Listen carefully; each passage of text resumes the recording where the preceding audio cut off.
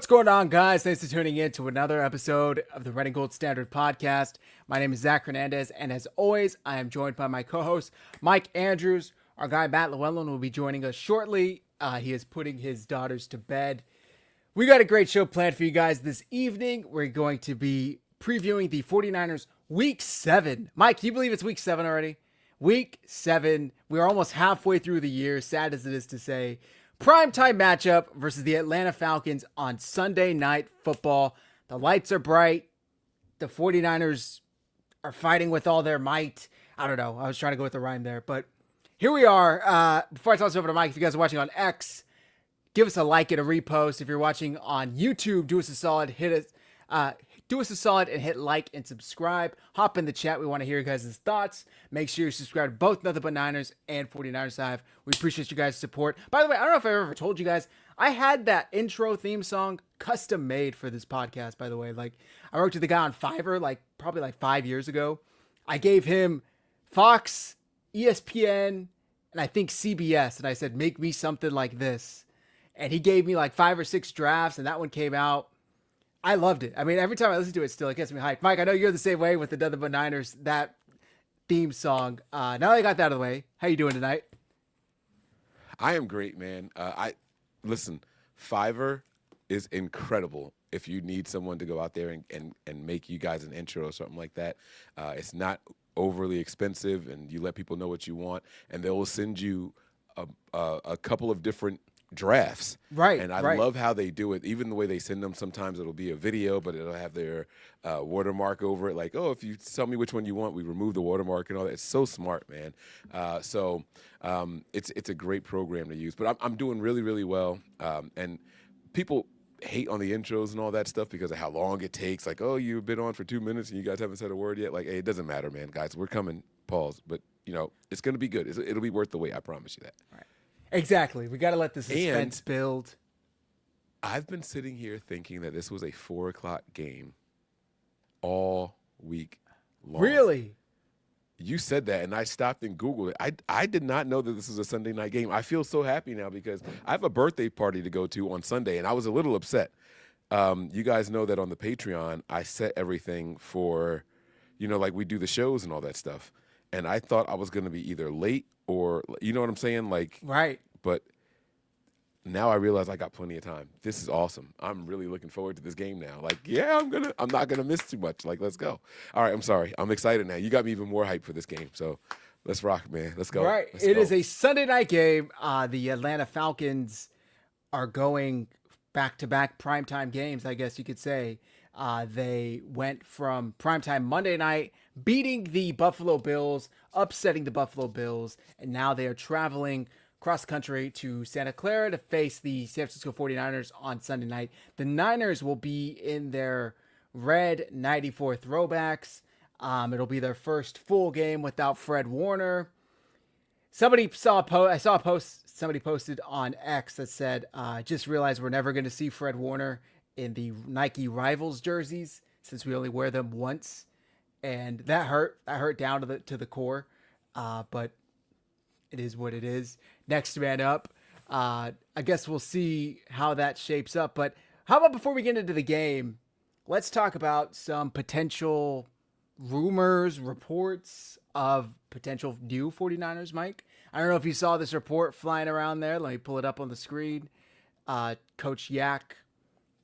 Per Jeremy Fowler, the following players are all listed as trade options for edge for the 49ers. Rashawn Gary from the Packers, Jalen Phillips from the Dolphins, Trey Hendrickson, most notably from the Bengals, Bradley Chubb from the Dolphins, Jermaine Johnson from the Jets, Will McDonald from the Jets, and Arden Key, former 49er, from the Titans. I believe he's with the Titans, right? Yeah. Mike, any of these names stand out to you, are appealing to you, are realistic to you? It's one of these weird things where it's like, I don't care, just get someone. You know what I'm saying? Like, I know, so like Ian Sharp just said, Arden Key is injured. And, I mean, like Hendrickson just hurt his back in the last game and didn't finish. So, I mean, no one's 100% this time of year that's been playing all year long, right? Like you got to go out there and kind of like, weather the storm, just like how our roster has been doing all year long. I doubt that anyone's going to come in to be a full-time starter for the first 3 weeks. It's all going to be rotational anyway. So I wouldn't pause or hesitate on anyone. If I had to have my choice of anyone on the list, obviously it's going to be the guy with the most sacks, right? Because that's what we're lacking here, and that's Hendrickson. And not for nothing, I mean, between his age and the recent injury, he may be one of the guys that you can get at a little bit of a value. He's got a $30 million price tag that we would have to be responsible for the last half of. Like you said, we're almost halfway through the season. So, I mean, it's not do or die with, whatever this trade is. We are still going to be dependent on the players that are currently here. This person's just going to come in to be a contributor. And I want to caution faithful, like these are suggestions by Jeremy Fowler. It's not that the Niners have been calling specifically about these players. They're calling all teams and looking for who is available. And it's not just edge guys, also it's defensive tackles. So it may be a trade for someone that is not on anyone's list that you've seen so far. But they're just looking for depth, and they're looking for someone that can come in and help on certain situations.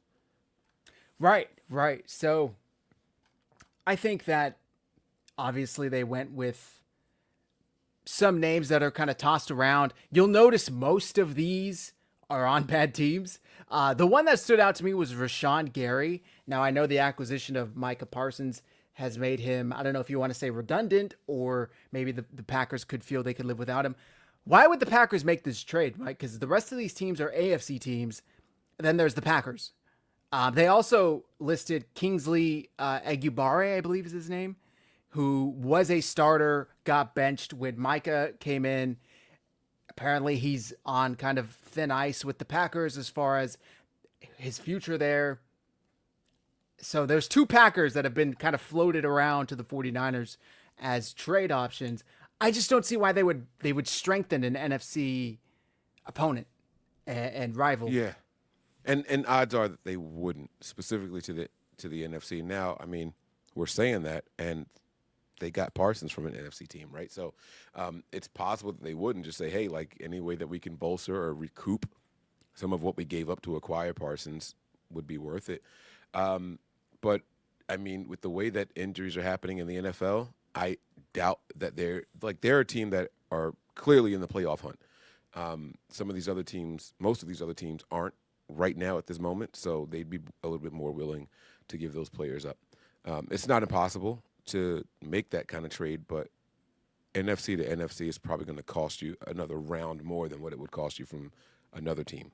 So just something to keep in the back of your mind. Maybe those teams are looking to say, hey, you know what? We're not going to extend this guy, or he's already upset that we traded for someone that played at his position in the case of the Packers. So you might want to go ahead and move on from one of those guys to appease the other one and give him more reps or snaps. So it could happen. Right. I guess we'll see how this shapes out. We've talked about this countless times since Nick Bosa went out, because then they were also talking about potential linebackers to trade for if they were to make a trade. I don't know if I had that tweet pulled up. Let me see if so.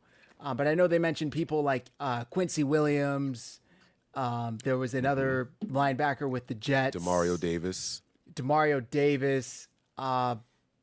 Do you see them, one, do you see them making a trade at all? And two, what position do you think is more important to trade for? Because now they have two stars, two players who are arguably the best at their position that are gone for the year. Yeah, I think that there's three positions that the Niners are looking to acquire via trade, and I think they'll end up making two, believe it or not just one. I think a safety acquisition, a linebacker, and a edge guy or defensive lineman. I won't just say edge because that's kind of boxing them in, right? I think of those three, linebackers probably the least of their concerns. I would go, if I had to put them in order of importance, it's defensive lineman, safety, and then linebacker. See, I agree with you. And I saw, as soon as Fred went down, I immediately saw plenty of people that were like, oh my God, we have to trade for another linebacker, starting linebacker. I said it kind of jokingly on X, but I actually think, now hear me out. I'm not saying losing Fred is overcomable, I guess is the word I'm looking for. Blessing in disguise. Right, Yeah, right. No. But this is like one of their deeper positions was inside linebacker. So Fred is gone. Obviously, that's a huge loss. An immense presence that goes beyond just the player that's on the field. I mean, you have his mind, you have his leadership, you have his coaching ability. You saw immediately when he went out Sunday versus Tampa, players were in the wrong spot. Safe secondary was completely jacked up. That wasn't happening 10 men on before. the field. 10 men on the field. Sadly, that was when he got hurt. That's why Tristan Wirfs was able to climb straight up to the second level, because Travis Gibson, who just got off the field from special teams, wasn't in. Nobody noticed. So I just feel like that is a position that the 49ers could probably get by with an average to maybe even slightly below average linebacker if they had a above average pass rusher to fill in for Bosa in the time being. It would also help the secondary, because right now the secondary is covering for 4 to 6 seconds. You know, it's impossible for you to cover a man that long when your defensive line just can't get home. There's no pressure whatsoever. And if you're playing zone, these zones get stretched out ridiculously wide in these crazy formations. And that's when you end up with zone buffs and wide open receivers across the middle. And you're thinking, how the hell did we do this? How is that guy not covered? It's because the zone has been going on for 5 seconds and it's not supposed to go for that long. And players are being stretched in all over crazy directions. And I agree with David Villa. Let Nick Martin play. He's going to be a beast. Now, I'm not trying to put unrealistic expectations on the kid, but he was your, third round pick? Exactly, and hasn't been able to get on the field as a healthy linebacker. Yeah. Right. Let him play. Let's see what you got in you. You trusted Upton Stout enough, who was a 5th round pick, to start. Right, exactly. Almost immediately. So, and you had other options there. You don't have any other options at Nick Martin. Now, let me say, Nick Martin does not play the Mike spot. He is not going to fill in for Fred. The 49ers do not cross-train linebackers. It's not like, oh, well, he wore, the green dot once in college, so let's throw it. No, he would not be. It is Tatum Bethune's role until it isn't. So Tatum Bethune will fill in for Fred Warner moving forward. But if you could just get Nick Martin on the field, that's a huge step forward as it is, because he looked good. He looked promising in preseason. He looked like he was getting it together. Now, I know a lot of people were saying he looked rusty. He was all over the place. He hadn't played football in close to a year. Like, you guys got to remember that injury. It was close to a year real time that he hadn't played football. By the 3rd preseason game, he looked good. He looked refined. He looked like a heat-seeking missile with a target, as opposed to kind of running loose the first couple games. Do you envision him? Go ahead. No, I do. I remember his first game. I was like, oh man, this is like a whiff. And then it was like, hey, just remember how long it's been since he's actually played football, right? And then you could see him getting not just incrementally better, but like he was like the improvements from week 1 of preseason to week 3 were just so vast that it was like, okay, we might actually have something here. Yeah, exactly. And so it's like, all right, I wouldn't be mad at him getting into the rotation at all. So I do expect the Niners to do something there.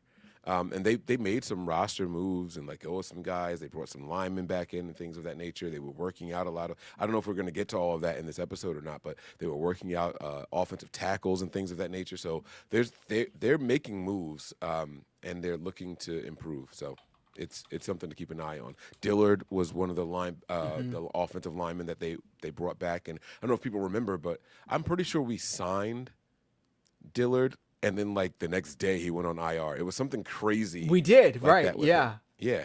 So they clearly saw something in him.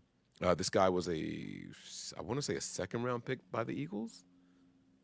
And he was supposed to be a starter, and then they got someone else, or he got hurt, and then, he just never got the spot back. This guy had starting offensive lineman potential. My point, though, is, going back to Nick here, is that the Niners – look at depth a different way than most of the other teams in the NFL. they don't rush certain positions into play unless they absolutely have to. Linebacker is clearly one of those positions. And so with Fred Warner going down, you have that luxury now. I'm saying luxury, trying to make it, like a silver lining. Opportunity. You have the, opportunity, very good, to go ahead and start moving some guys around. So, yeah. And these are the workout players that you were talking about, Mike. Shamar Bartholomew, Isaiah Bolden, Andre Dillard, and Trey Hawkins. Dillard was here for a blink of an eye in the preseason, and I think we even talked about him as like one of our players to watch. And then literally the next day he got placed on IR, and then like 2 days later they gave him some IR settlement. So they didn't sign him, but we'll see what ends up happening, I guess. They did sign offensive lineman Isaac Alacron to their international player roster, or whatever the hell it is, who's been on and off for the roster for a couple of years now, it seems. Okay, so it seems like we're both in agreement that out of linebacker, edge rusher, pass rusher, edge rusher, pass rusher, I don't know why I keep combining the pass rusher, is by far the more needed position for the 49ers to fill, correct? Yes, I do agree there. And again, I want to say it one more time, does not necessarily mean it has to come from the edge. That's all. So when I keep emphasizing that, I know a lot of people have their heart set on edge. It does not mean that it has to be edge. Pass rusher is what they're looking for. I want to agree with you because I've seen names like a Jeffrey Simmons floated out there, but boy, would it piss me off watching 4 DTs rush the passer. It's just like, nobody can get home. They're all slow as fuck. Like, what are we doing here? But good maybe DT. we can stop the run. Yeah, I mean, that is true. That is true. So Jeffrey Simmons would be like S tier DT to get in here and allowed to just stuff up the middle of that line. My only concern, I guess, would be that comes at the hindrance of guys like Alfred Collins and CJ West, because there's only so many spots on the field. But I guess then you kick Mykel Williams and Bryce out to the outside and allow Collins, West, and any potential DT you bring in to rotate on the remaining 2 spots. We got a super chat here from our guy Sean. Thank you very much, Sean.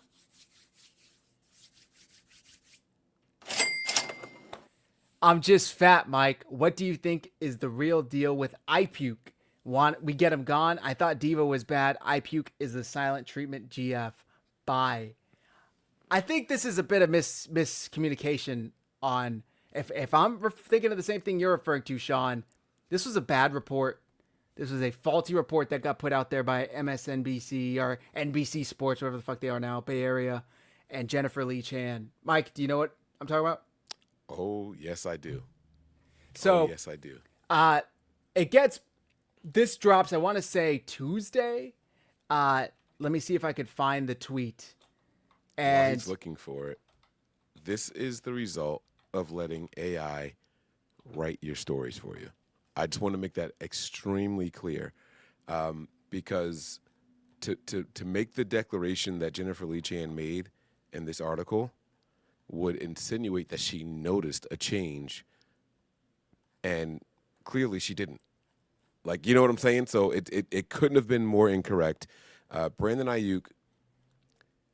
So here's the thing. This is what people remember, right? 25 receptions, 300-something yards, and just no touchdowns.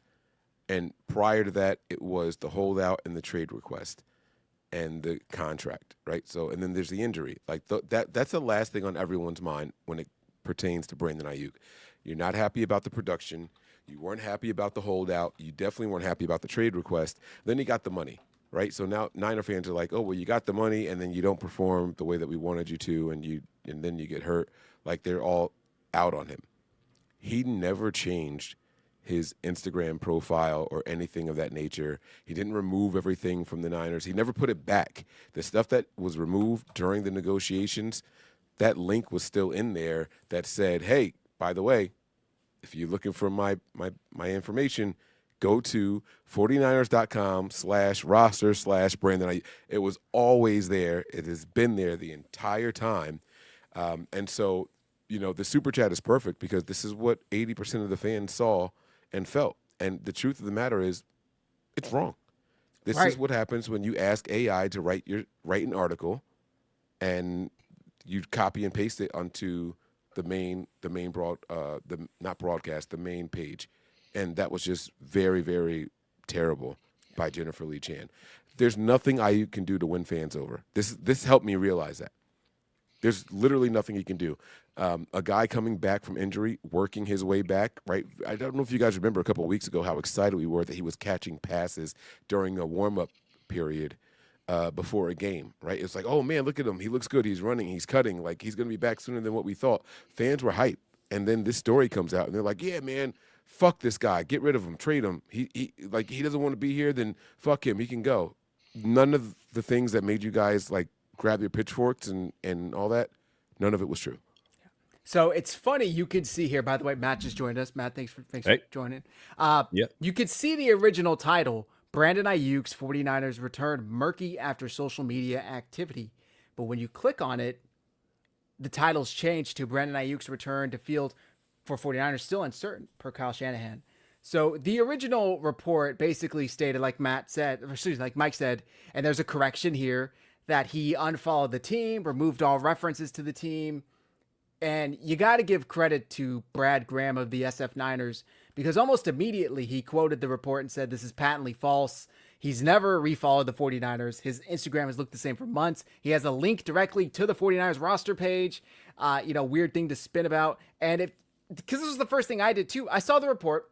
I rolled my eyes. I said, what now? We cannot escape these fucking diva receivers, because it was a day or two removed from Jawan blowing up with Kyle on the sidelines. And then I'm like, well, I have an Instagram. Why don't I just go to his Instagram? And I'm like, kind of looks like it's looked this whole time. And for some reason, Jennifer Lee Chan couldn't just like issue a retraction. Like, even though NBC Sports deleted the tweet, Jennifer Lee Chan just said basically, I got the fact that he took down the link wrong, but the timeline's been corrected. It was never an issue about a timeline. It's the whole story itself. So this super chat, I think, Sean, unfortunately, I think you got fed some fake news, and we were all riled up over it, and probably rightfully so, given the history here. But I don't think Ayuk's in the wrong. I don't think he did anything wrong here. On top of that, she mentioned that nobody has seen him in like weeks, when John Lynch had just said that they saw him running routes as John Lynch was on the phone with KNBR like a week and a half ago or something like that. So, Matt, I don't know if you have any thoughts on this, but just had to bring it up since the super chat came in. Yeah, no. Gotcha. If he plays well, all this shit is going to be under the bridge, and people will forget about it and whatever. So it's just unfortunate that the person, Jennifer Lee Chan, who did this, it's like, where is the journalistic standard to do just the bare minimum of research before you throw something out? Like, just go fucking look at the page. Or just pay attention, That's the integrity of journalism is completely dead. And I don't know if you guys follow me on X or not, but I reposted something that officially now 52% of articles that are shared are generated by AI. And this is one of them. Like, this was the prime example of it. Like, this didn't come from anyone doing any kind of research at all, because the research wouldn't have led you down this path. You literally said, hey, give me an article about the 49ers and Brandon Ayuk, and that's what it spit out. I did something a couple of weeks ago about that Florida team and all their running backs, and it said that Frank Gore was a Super Bowl winning running back. I don't know if you. I think I mentioned it with you guys on the air, and I was like, I proved AI wrong. Like, it's, and then after I said that, AI corrected itself and said he's never won a Super Bowl.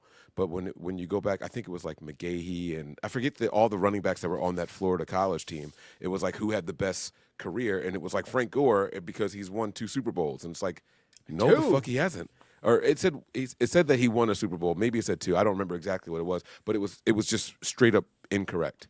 And I shared the screenshot of it and things of that nature. But it's like, you guys, like, we still have to make sure we're doing our research and we know what we're talking about. We can't just put things out. And the reason why that article goes up and they can't change the hyperlink is because the hyperlink is what got people to click it in the first place. Like and then you can change the title of it once you get into it, but they wanted that to grab attention and headlines, and it did. It did what it was supposed to do, but it was just straight up wrong. I think that we as content creators have to make sure that we can't hold those people accountable. We can't say, okay, now go unfollow her or anything like that. Like, and I wouldn't say something along those lines. But what I can say is they were wrong, and anyone who was outraged by the comments in that post should correct their mindset, and that's where we are. We owe that much to the player that was under the microscope. Can I just add though? This fit right in with like the recent history, the trajectory. Like if this was correct, would any of us be surprised? Like it didn't even have to be Ayuk. 49ers wide receiver removes all information of the team and any connection. Like all of us would have been like, yeah, that tracks. Like unfortunately, here we are again.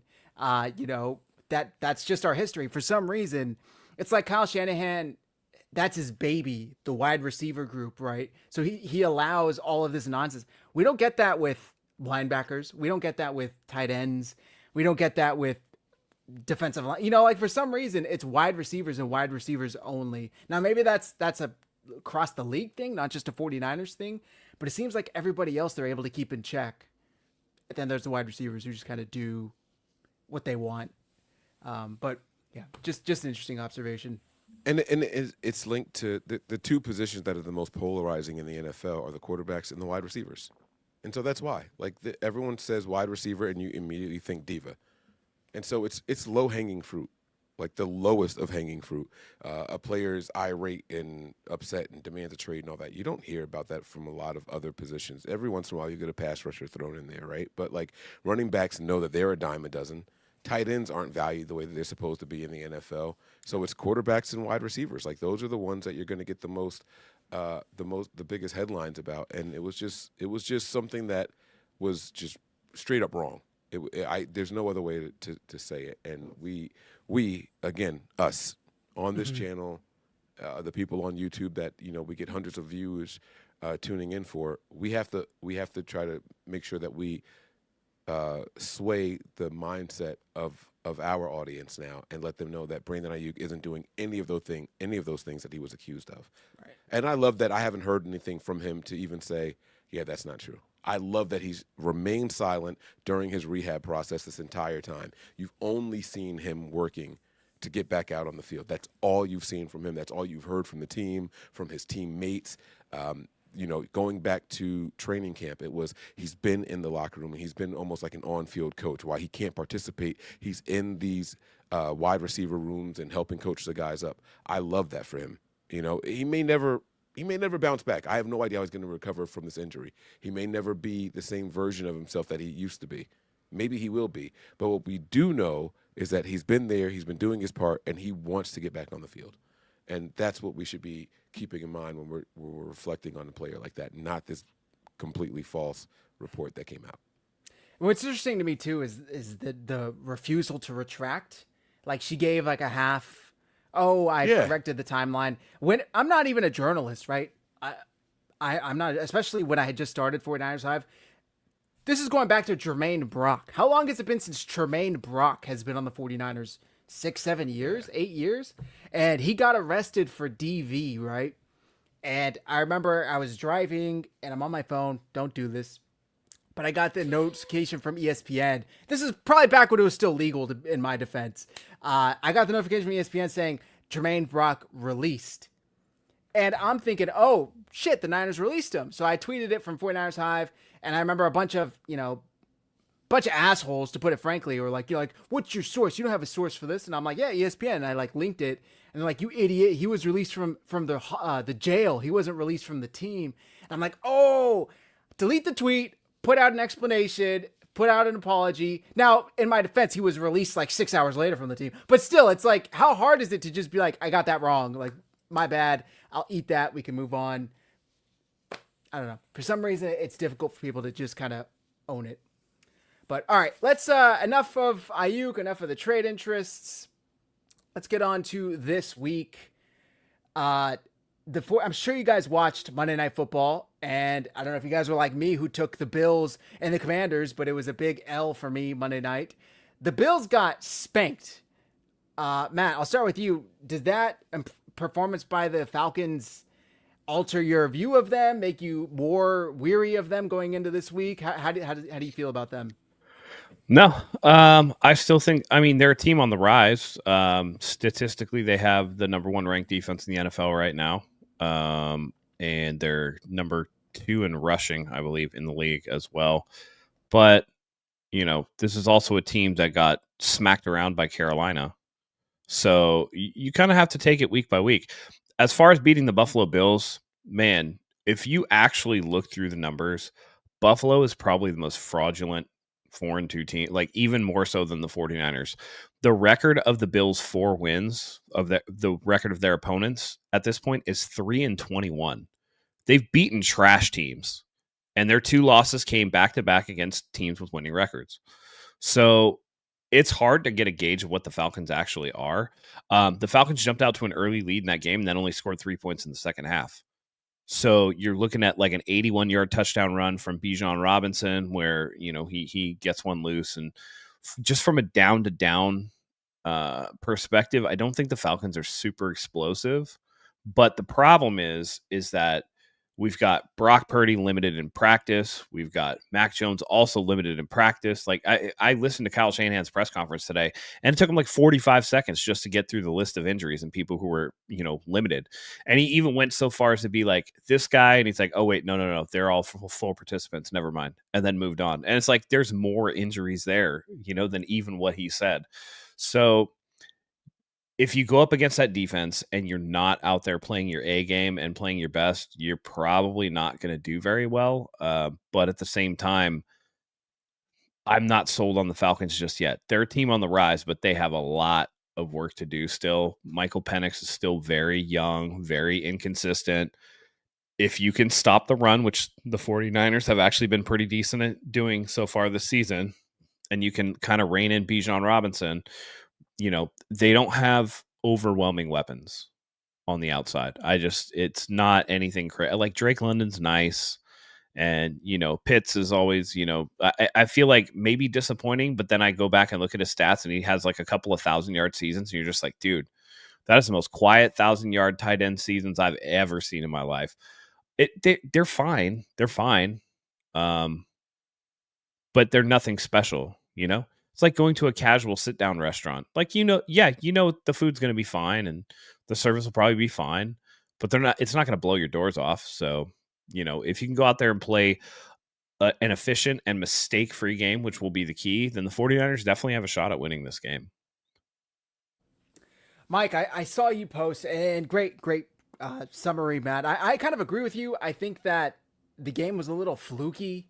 But I'll share my thoughts in a bit. But Mike, I saw you say like this is exactly what the 49ers needed. The Falcons blew out the Bills, and now they're feeling all high and mighty. They're going to be overlooking the 49ers who are beat up. What are your thoughts exactly? Maybe delve into that a little more if you could for the viewers. Yeah, no, absolutely. This is a blessing in disguise. This is, now we can say it, right?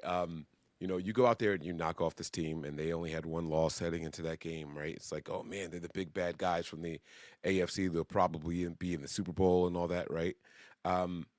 And so now they're feeling themselves, they're smelling themselves. And I feel like the Niners kind of fell into this after getting that win against the Rams, right? I don't know what the spread was for that game going into it, but I feel like it was similar to the spread of the Niners and Rams. The Niners were 8.5-point underdogs by the time kickoff happened. It started as like 6.5, and then more injuries news and all that stuff came out, and it went all the way up to 8.5. And then we go out there and we get that win. And then you can fall into this little trap of, all right, well, like, we're good. We can beat anybody as long as we're focused.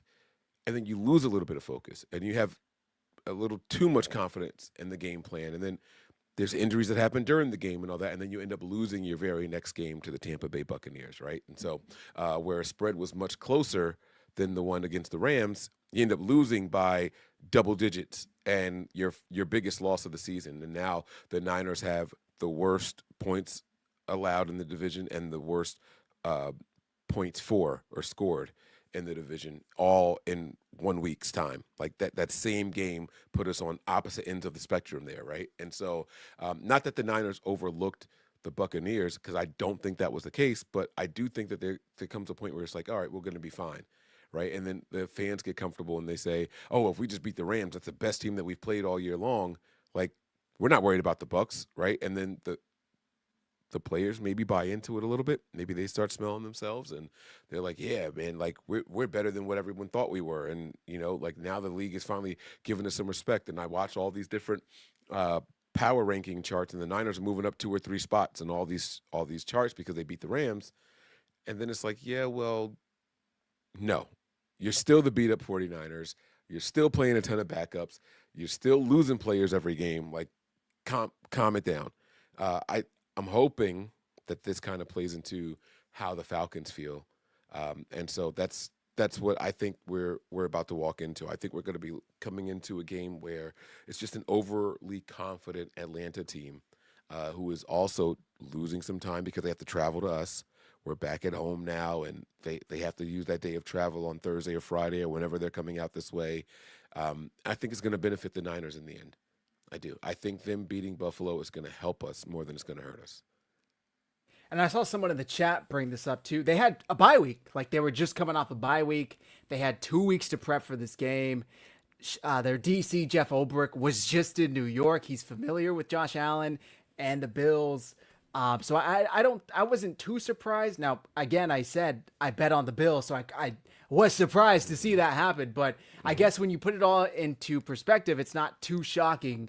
Also, the Bills' offense just looked anemic. It looked really, really bad. Now, you got to credit the Falcons' defense, I guess, but the plays were there to be made, and they just really didn't make them. So I guess we'll see. And the Falcons, historically, over the past couple of years, have struggled getting pressure to the quarterback, which is why they just spent 2 first-round picks on edge rushers. They got Jalen Walker and was it Pierce, I think was the other one they got, James Pierce?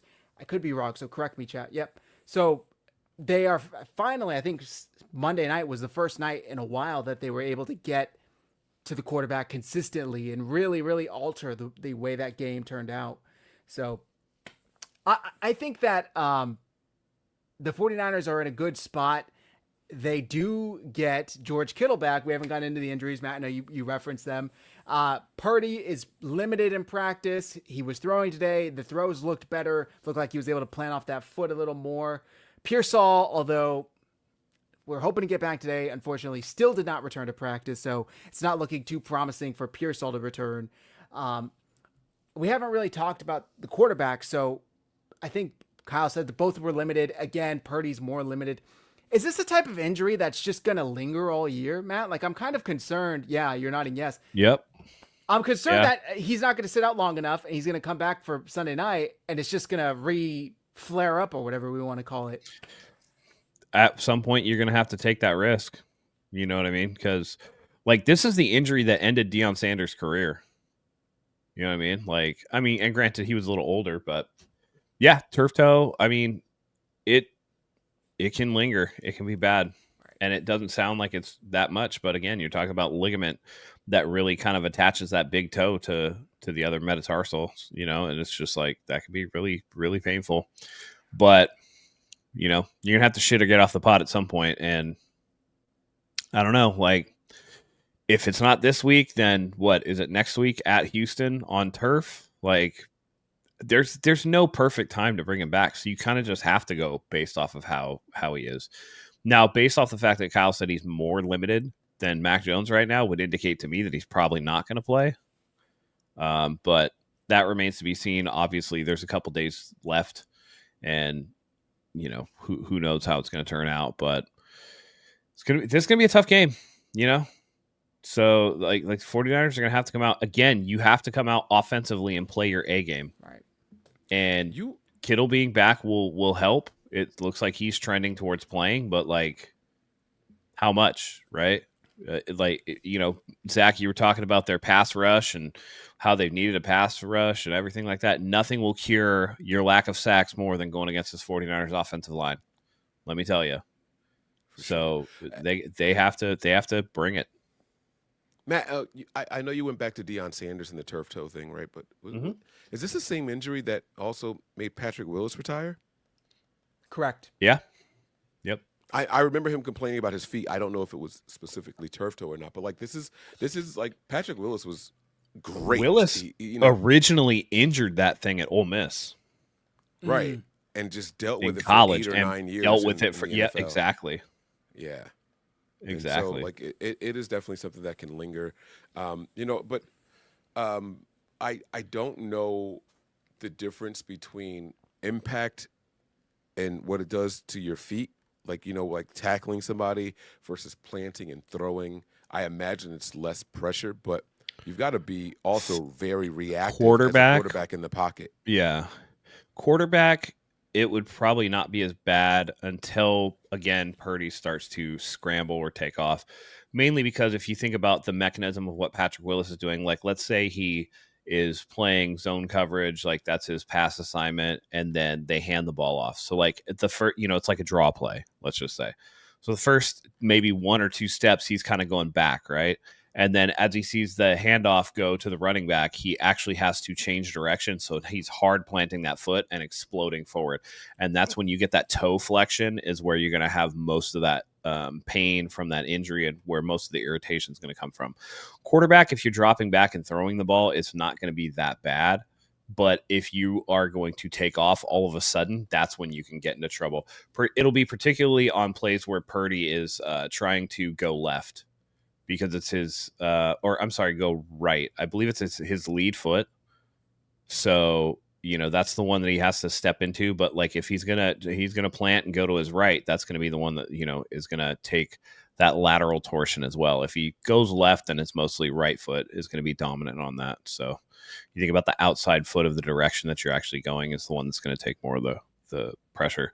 But again, it could be something that heals up for him. And there have been other NFL players that have had turf toe, it healed, and then all of a sudden they were fine. So you never know.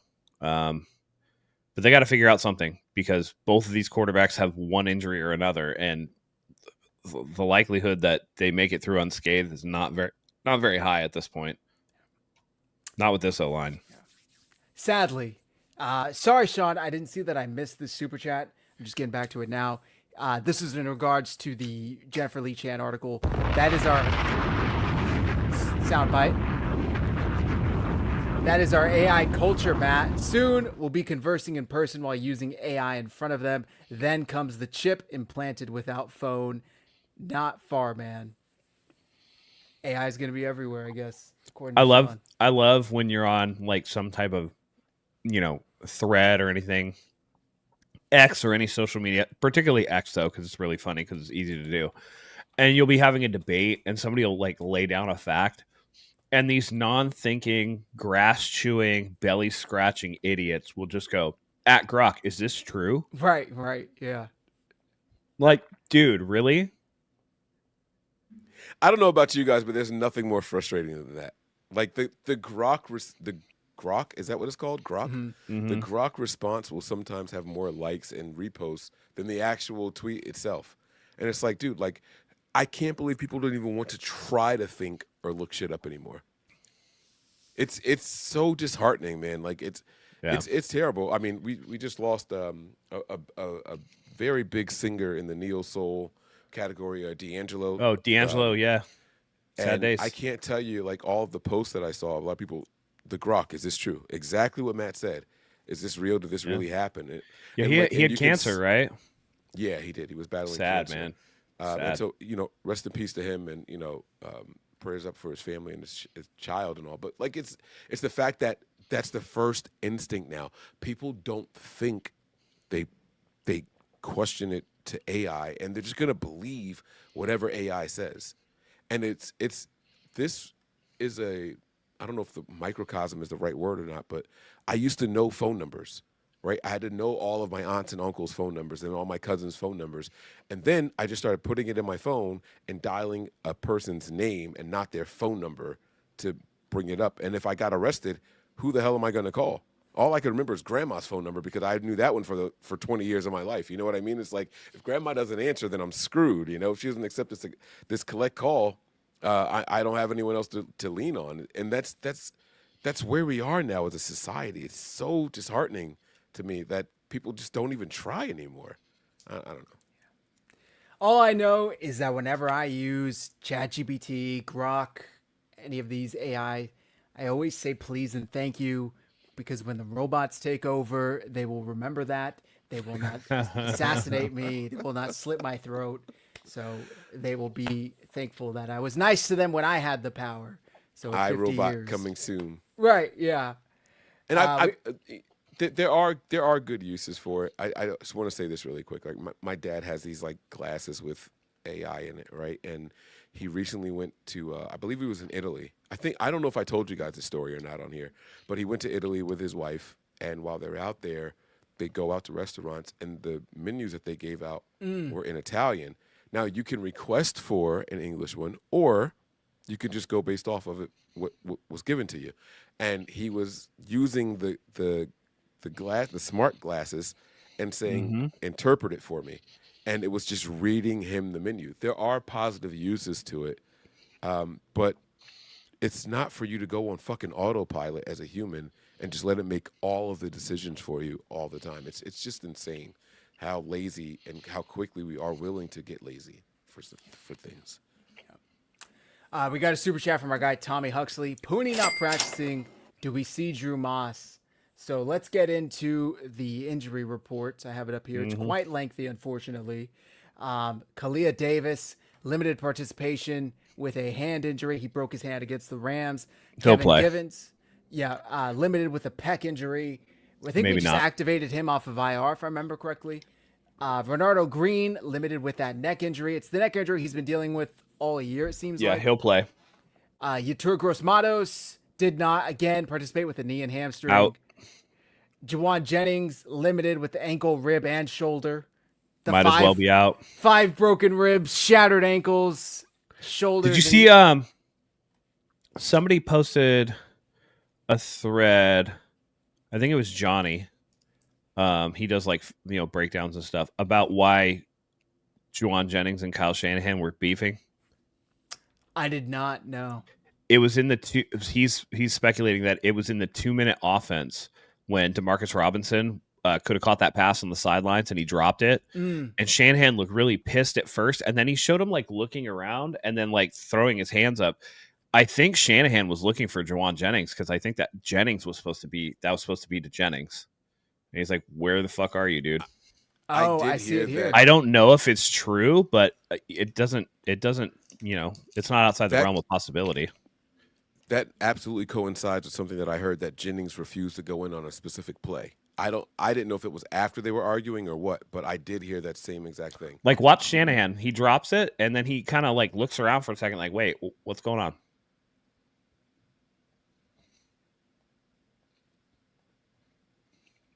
He looks annoyed, and then he's like, wait a second, and he's looking. Oh, you're right, yeah. You see him look back and forth like, wait. Yeah, so maybe that's what they were arguing about. Like, why weren't you out there on that play? Do you guys buy that he has 5 broken ribs? Matt, No. I've been dying to ask you this question on camera. No. Okay. And then Johnny says Shanahan approached Jennings during the very next play. This with Juwan talking about the injuries he's playing through.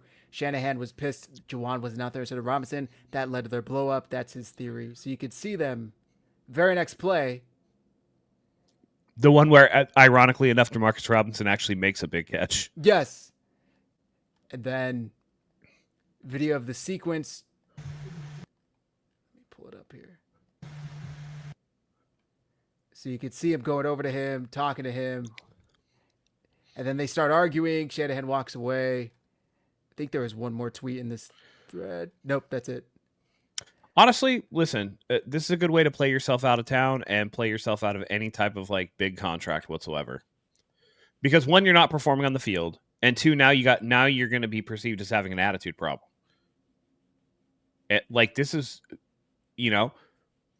like, are you mad that, excuse me, sorry. I couldn't hit the mute button. Are you mad that KB has come in and like eating your lunch and taking your targets and basically doing your job better than you? Like, that should tell you all you need to know. And instead of letting that humble you and be like, oh, yeah, like before last year when I was absolutely needed to be wide receiver 1, I was like wide receiver 4. Right. I should Right. probably like know my role on this team going forward, especially when you're injured. Yeah. You know, you can make it so that later on when you're healed up and stuff, like, why are you going to game plan for you now? He didn't want to go in the game for a play designed for him. It's just a bad look. And people want to be about, mad at Brandon Ayuk for stuff that he's not doing. I mean, this is a very clear situation of somebody doing something on the field. And I just don't like, I don't know. It kind of strikes me, not to the same extent, but to a little bit about what's going on in Philly with AJ Brown, where he's sitting there going like, there was no meeting. And they're like, well, Patrick Mahomes or what's it? Saquon Barkley and Hurts confirmed it. And he's like, oh, well, you just have to go talk to them then. It's like, no, motherfucker, we're talking to you. Right. And then his what's your deal? Was that, well, we were walking to the car. Yeah, it wasn't a formal meeting. Yeah, we didn't sit down and have a meeting. Yeah. As if the locale determines what the conversation was actually about.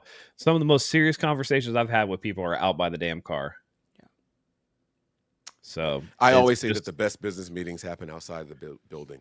Like that's where all the powers that be really commune. So, yeah. It's just unfortunate because a guy who even last year was like, they were just like, yeah, this guy gets the, whatever the hard hat was that they were doing or whatever it was, right? For throwing all the blocks and stuff like that. It's all that goodwill is evaporated over, things that you're doing and a misperception of yourself. And you turn down allegedly a 3-year deal that would have paid you $16 million per. And like, I get it. Now he's frustrated because he knows all that money's evaporated. You're not going to get anywhere close to that. So, should have taken it. I mean, I thought that's why they were arguing, was because he's upset. One, that Kendrick Bourne came in and immediately looks better than Juwan Jennings really ever has in a game. Has Juwan Jennings ever had 5 catches for 142 yards in a game? No, he has one. He has one 100-yard game in his career, and KB has 2 in the last 2 weeks. And I don't want to shit on Juwan. Like, I'm a fan, right? Like, we're fans of Juwan. Like, but it's like you gotta get a little realistic here, dude. It's not a good look, especially after everything played out. You took the increased incentive Latin contract, and now it looks like you're here salty. At least from the outside looking in, that's what it looks like. There's rumors that the Giants are looking to trade for him. Package him up with a 3rd-round pick, send him for Kayvon Thibodeau. Call it a day. Everybody's happy. Call it a day. Fresh start. We get our pass rusher. Ricky comes back. But I kind of got sidetracked in my injury report, so sorry about that. Let me go back to this here. Okay, so we were at Juwan Jennings, limited with his 5 injuries. Mac Jones, limited with the knee and oblique. George Kittle returned, limited with the hamstring injury. Christian got a rest day. Sky Moore did not participate with an ankle injury. I didn't even know he was hurt, honestly. Ricky Pearsall did not participate with a knee injury. Dominic Pooney did not participate with a knee injury. Brock Purdy, limited with the turf toe. Upton Stout, full participant with the shoulder injury. Of course, Fred Warner, going to be placed on IR if he hasn't already. Jordan Watkins, limited with the calf. CJ West, limited with a thumb. Michael Williams, full participant with a thumb. And Trent also got a rest day. Dominic Pooney is surprising to me. I didn't realize. I mean, I know he was hurt. I'm not sure. I'd have to go back and track other injury reports to see if they've been kind of limiting him in practice. The super chat that we had was about whether or not we see Drew Moss. He's been on the injury report before, but not since like week 1 or 2. Okay, gotcha. But it's a knee still, which would. It's either Chris Forster can't coach or like he's more hurt than he's letting on, because he's absolutely regressed this year to a point where it's just like maybe the best thing for him to do is not to play. Right. And Jonathan Feliciano, the former 49ers lineman, was talking on the radio and he said he's clearly hurt. Like, in my opinion, he's having a slump. But on top of that, he's hurt. He's not playing his best. Did he also insinuate he's like, hey man, how much money do you need to shake down to give me like 13 or 14 weeks worth of pay? Right. Yeah. He was like, if you guys want a veteran in there to kind of ship him into shape. Can't fucking hurt at this point. Shit. The veteran minimum's not that expensive and you have my number. So yeah, this is the 3rd time I've heard Feliciano basically pitch himself to the 49ers. Like, I'm willing to come back to you guys and I'm not looking for a bag. Yeah. Let me just ask you guys this with all sincerity. Why wouldn't they do it? Well, he didn't play all last year, and he's like 34. So I get it, but also in the Super Bowl, everyone feels that we let that play go down where we settle for a field goal in overtime instead of a touchdown was because that he had to come out for that one play, and Burford had to get that snap, right? So it's like he was clearly an upgrade over the guys that you kept on the roster. Why wouldn't you bring him back in? And in his own words, for the vet minimum. I just don't get what this guy is like begging for a job at this point, and they just won't do it for some reason. I don't know if we clearly need the help. I don't know if his knee ever fully healed, to be honest. Yeah, I think maybe the Niners know what his knee imaging looks like, and they're like, nah. Yeah. 33, serious injury. And Mike, I agree with you. That was a large reason as to why they lost. But it was also like a mental mistake by Burford. It wasn't like a physical capability that he wasn't able to do. Feliciano, I think, was more well-versed in the offense, or at least more capable of executing the plays. Maybe he's just better at remembering his fucking assignment. I don't know. But Burford just had a mental lapse and unfortunately let the most important Chiefs player, Chris Jones, get by untouched and blew that up. So that's why I think a lot of people point to Feliciano going out. And he was the best we had at the time. I said it earlier in that year. I said, we need to get his ass in here because he is the better of the two. And sure enough, once he started getting in the lineup, the 49ers offensive line improved by a lot. Not like it was top 10, but it was much better than it was with Burford. I would love the idea of bringing Feliciano back, but unfortunately, I think that ship has sailed. It's telling that 32 teams, none of them have reached out to him. Like, you didn't just play for the 49ers. He also played for the Bills, who need offensive linemen. I forget who else he played for. I'm sure another team here or there. None of them have reached out to him. So at this point, I think he is a, Ian, oh God, how am I forgetting his name? Former 49er, Ian Harbaugh. Offensive lineman? I think he was defensive, wasn't he? Ian Williams? Ian Williams. He's one of those to where he had a role with the Niners team, and now he's just kind of focused on commenting on them, doing his weekly radio hits, and going from there. But it would be nice. We got one more super chat from our guy, Sean. I believe this is his third one, Mike. He said, guys, I had an Uber ride where two people, true, no judging. Oh, two poor people, sorry, were telling me that ChatGPT was their therapist. How chat helps them and heals them. What the hell?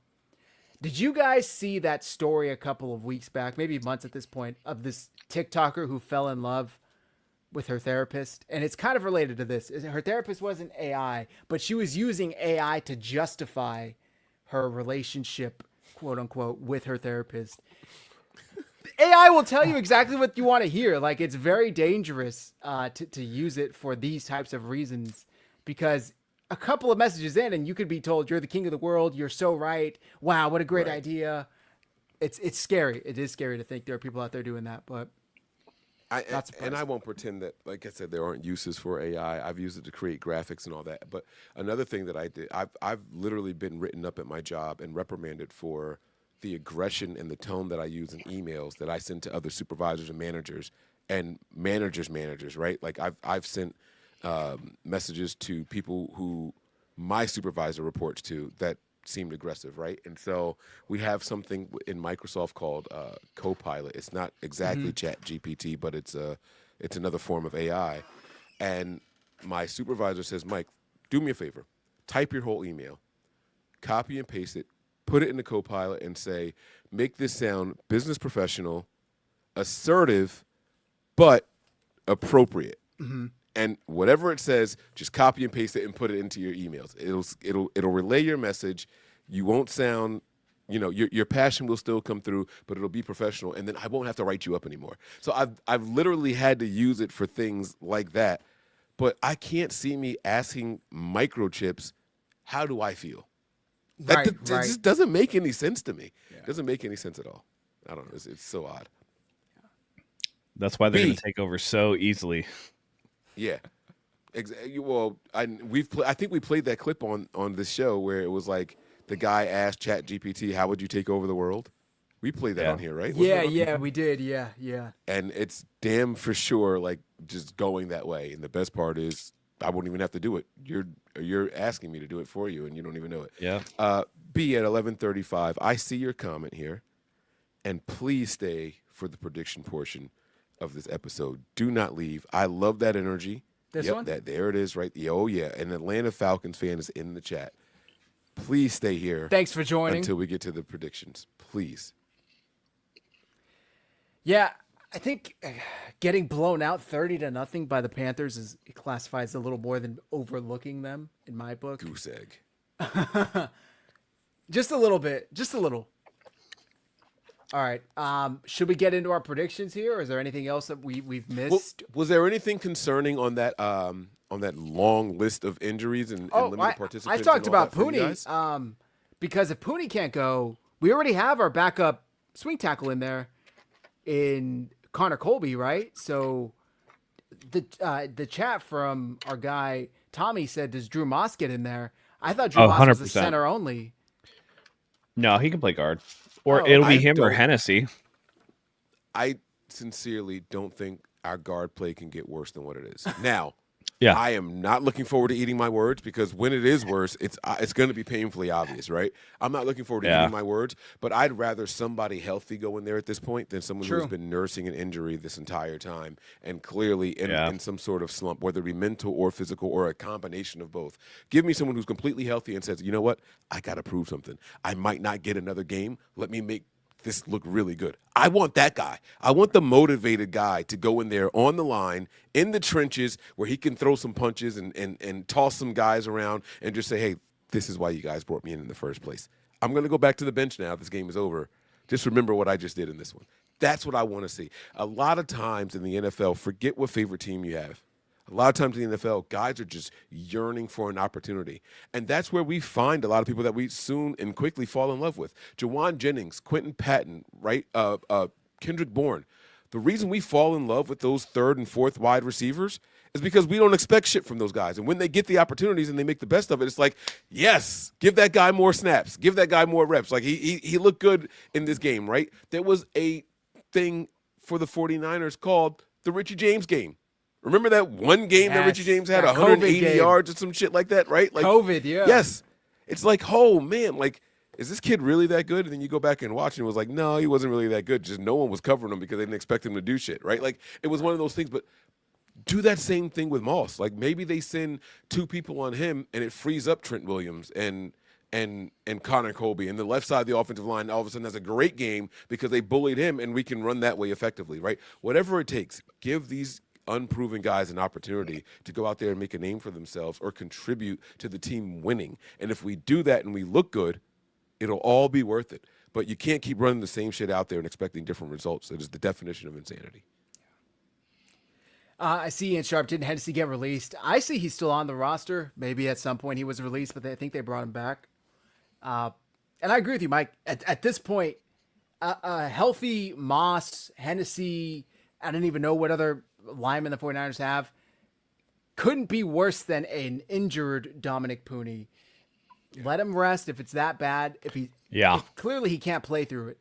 So let's see. And Hennessy was only brought in to be a center, by the way. Like, he is the pure center. I don't know that Drew Moss was the pure center. Hennessy was brought in to be a center. Gotcha. He's the guy that was he was the starting center for the Falcons, if I'm not mistaken. For the Falcons. And then they got someone else, and then he was delegated back a little bit on the depth chart and all. So, I mean, I think that's what he was brought in for. Yeah. I see this comment from Tommy. Winters has been terrible. Man, did he have a great start to the year. I don't know if you guys have saw his PFF grades. It was 78, and then every week it's gone down. Although I will say it got down to the 30s, and then this past week it went back up to the 45s-ish range. Ooh. So maybe we're seeing. How do they determine that grade? Do you know what the algorithm is? No, I think it was coverage, nobody does. To be honest nobody with does. You. It's all bullshit. Right? Yeah. They had Jake Brendel listed as a top 5 center in the NFL, so they can fuck right off with that. They still do. Yeah. They still have him. I think he's still up there. Yeah. There's a still screenshot going around of the 49ers getting stuffed on a quarterback sneak on 3rd and 1, and Brendel is behind everybody. Yeah, right. This is what I saw So, from Rob Lauder. So 76, 74, 79, 59, 29, 38, Yeah, according that was to PFF. that was my bowling tonight. My first game, I was phenomenal. I was in the freaking zone. I bowled like a 230 something. Like it was way above my average in this league. And then my very next game was a 170 something, which was still above my average in this league. And then my very last game was a 120 something. I was like, dudes, guys, I'm so sorry. Like I sucked this last game. I started out hot and just got worse and worse and worse. And there's different reasons that things like that can happen. Now with me, it's just me in the lanes and I'm bowling and it's like, all right, the lanes break down, the oil patterns change, and do you switch balls? Do you get a weaker ball, a stronger ball, whatever? In football, it's like, oh, I can handle this. Oh, this game isn't too big for me. And then you realize, no, you were just going up against a really bad team. The competition is getting better and better every week, and you are staying the same. When the competition gets better and you stay the same, the gap between you and what you can do is growing, and you look worse. And so it's you know you got to be able to get better week in and week out. And if you're staying the same, that means you're getting worse in the NFL. Definitely. By the way, we didn't pull up the Falcons injury report, so let me pull that up here.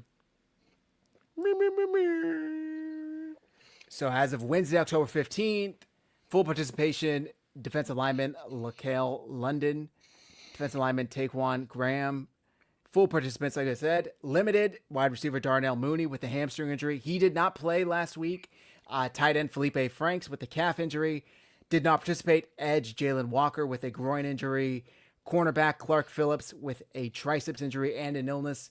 Cornerback Billy Bowman Jr. with a hamstring injury. Edge Leonard Floyd, some 49ers fans are familiar with an illness. And tackle Jake Matthews with an ankle.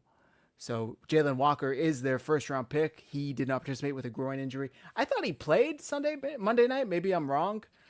Maybe I was looking at their other rookie. But Darnell Mooney, very quick, shifty receiver. I guess we'll see if he can go.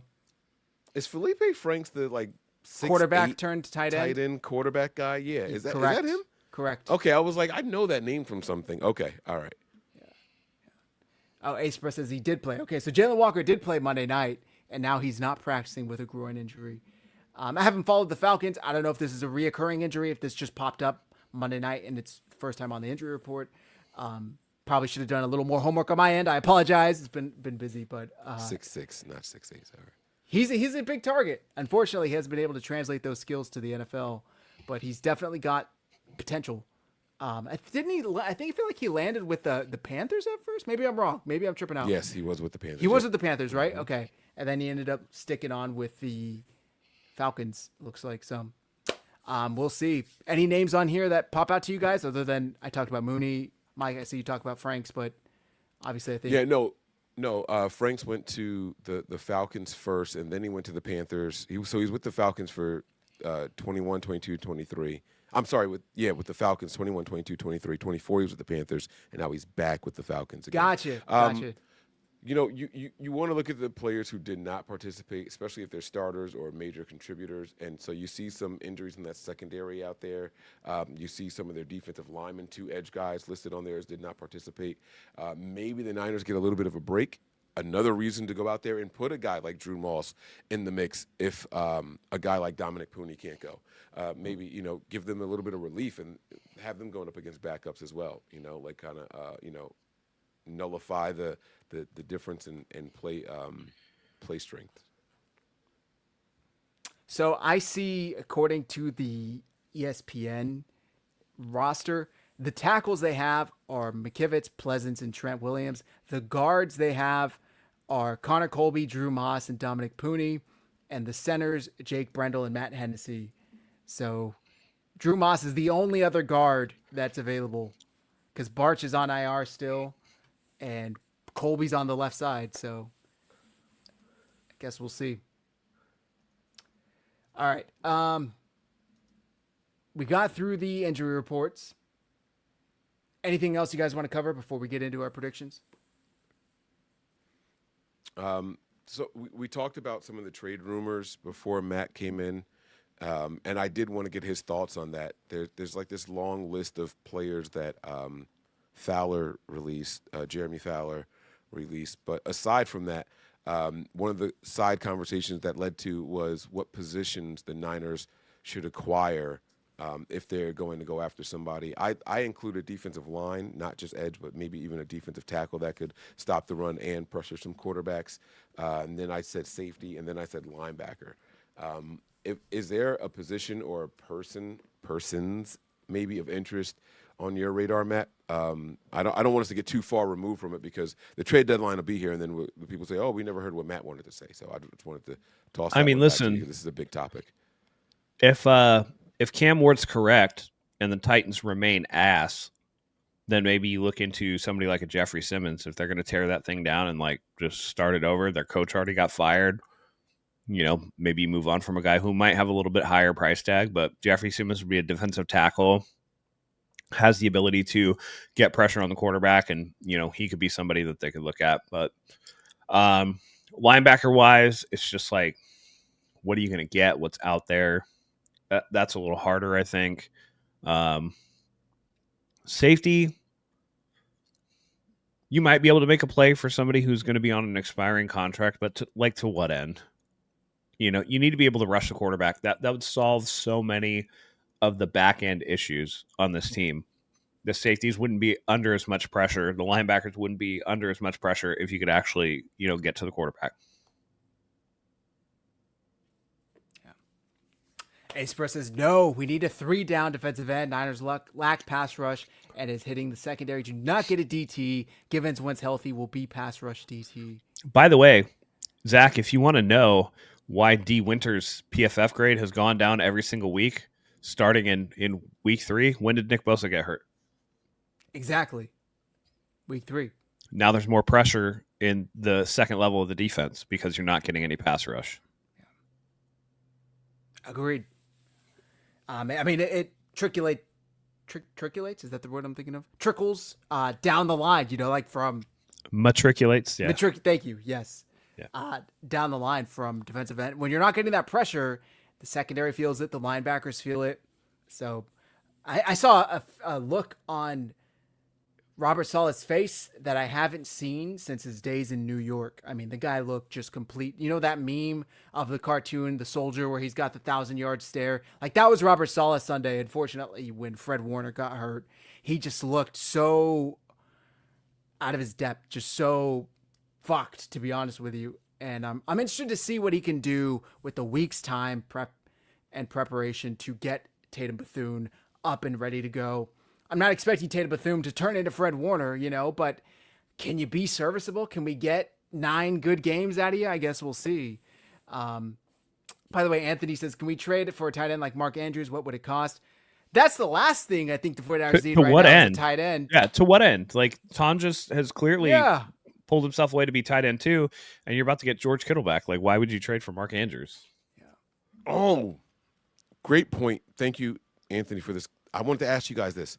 George Kittle's coming back, hopefully. Yeah, knock on wood. If George Kittle were to get 70 reps, and I were to tell you that there was a 40-30 split between pass catcher or running routes and blocker, which way would you have it be? Which one are you giving the 40 to? What do you think we need George Kittle's services more for to make us successful this game? That's what I wanted to ask you guys. Sadly, run blocking. Agreed. Yep, 40-30 run blocking. Because, as good as a tight end Jake Tonjes has proven to be in the pass game, not a good blocker. Equally worse as a run blocker. I mean, I watched him try and just shoulder check defensive ends and linebackers to block holes for Christian McCaffrey. It's not going to get it done, Jake. It is not going to get it done. So we need that tenacity, that toughness that George Kittle brings, just really willing to get in dirty and deep into that defensive line and plug that hole, set that edge. I feel like I'm saying a lot of euphemisms here, and I'm not trying to.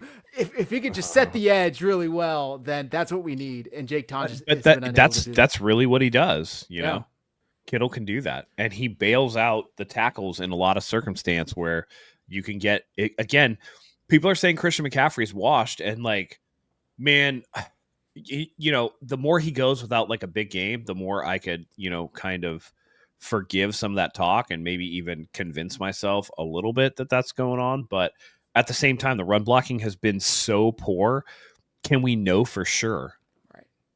I think George Kittle being back and getting Christian McCaffrey to the second level is going to tell us a lot about where Christian McCaffrey actually is at this point, and how much of that is him losing a step versus this line being I mean, honestly, guys, I don't know about you guys. I feel like this is the worst the offensive line has been since year one of this regime. And even then, there were some holdovers from the Harbaugh era that were actually pretty good. This might be the worst line the 49ers have had in well over a decade. And we were saying that. We were sounding the alarm in July and June. I've been saying this shit for 2.5, 3 years. This is the worst that it's been. I feel like we've been saying when they neglected it in the draft, aside from Connor Colby, when they neglected it in free agency. Like, free agency came and went. We wanted Drew Dahlman. We didn't get Drew Dahlman. And we're like, okay, we got a shit ton of draft picks. Surely they'll address it in April. They didn't address it in April. And then we were like, well, shit, you're rolling back Colton McKivitz and Trent as your tackles. Pooney looked good, but then what's up, Mike? No, because we spoke so definitively, right? It's like, all right, they're gonna go and get one of these top free agent centers or a guard or something like that, right? Maybe a tackle, and they didn't, and it was like, okay, that means that they're definitely gonna do it in the draft. Like, I have no. Then we start shaping our draft boards with the Niners taking the offensive lineman in the first 3 picks, and they're like, yeah, nope, not happening. And it's like, they can't be running this back. Like, the shock, the disgust that they were running this line back the way it was like, no way this is really what they meant to do. And they see something that we don't see. And I pray to God it's not just PFF grades. Like, there has to be something else that we just don't know. Because let me ask this. Is it possible the offensive linemen are doing what the coaching staff is expecting of them? That doesn't mean that they're good or bad. That means that they're playing to the expected level of play that the coaching staff has on them. Is that a possibility? Wait. I feel like we're all disappointed in what we're getting from the offensive line. Yes? You can't listen. Yes, but I don't think that you could say they're playing to expectation or what the coaches expect of them. When you have Shanahan and Lynch both out there glazing Brendel and McKivitz, I'm like, either you expect them to play like shit because they are playing like shit, or you actually think they're playing good, in which case we have a fucking problem. And it's a problem that I've seen since I knew after the 21 season that Alex Mack was going to retire. Mm-hmm. You know what I mean? And you went in without a plan. And by the way, Zach, do you remember my draft crush in 2021? Creed Humphrey. Yep. And guess what? He's a fucking all-pro all-pro center for the Kansas City Chiefs. So, like, this is something that I identified, 4 years ago? Like, hey, man, you can't go in there without a good center. Like, that's one of the most important, especially in Kyle Shanahan's offense when him and the quarterback, like, if you're going to set protections and, the offensive lineman's pointing them out for you, like the center's pointing it out for you. So what do you want to have happen? And they did a good thing by trading for Trent Williams, but then they completely ignored the right side of the offensive line. You let McGlinchey walk, and you say, oh, Colt McKivitz, but then you can't tell me that Colt McKivitz is like a market improvement on, Mike McGlinchey. He's not significantly worse because I don't think that highly of Mike McGlinchey. He's cheap. Well, he was cheaper. Now you're paying him $15 million a season. I don't understand what they're doing. I just think they're bad at identifying offensive line talent. Yeah. I think he's worse than what Mike McGlinchey was. Like, Mike McGlinchey would make mistakes at the worst possible times, right? But, like, I mean, if we had to run behind Mike McGlinchey, I wasn't worried about that. He was serviceable. Well, and McGlinchey at least was an athlete. Yes, right. Like McKivitz is not an athlete. Yeah. He was light. Mike McGlinchey was light, and he would get tossed around by some of the stronger defensive players in the NFL. Completely sideways in the air. Yeah. Micah Parsons just completely just tossing him like a child. Yeah. Right. Yeah. But, like, he could get to the second level with no problems. Like, he would take 2 guys out on the way. And I just don't McGlinchey was a great all. run blocker. He was. Like a great run That's what blocker. I'm saying. It doesn't exist now. And maybe they changed, like, fundamentals in this offseason? Like, we're going to be a passing first team, and that's why Christian McCaffrey I really just think Chris Forster is unable to develop offensive line talent. At this point, I'm just like, get him the fuck out of here, dude.